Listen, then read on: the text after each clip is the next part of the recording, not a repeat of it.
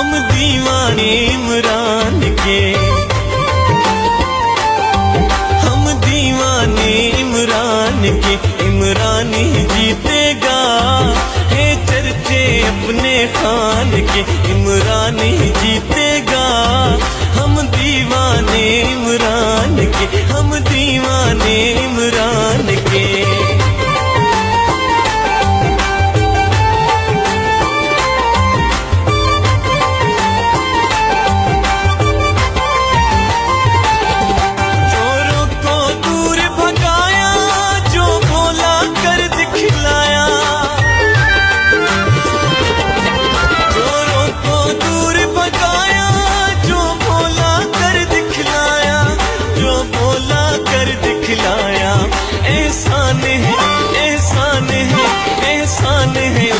इंसान के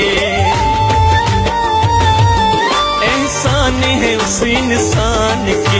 इमरान ही जीतेगा, हम दीवाने इमरान।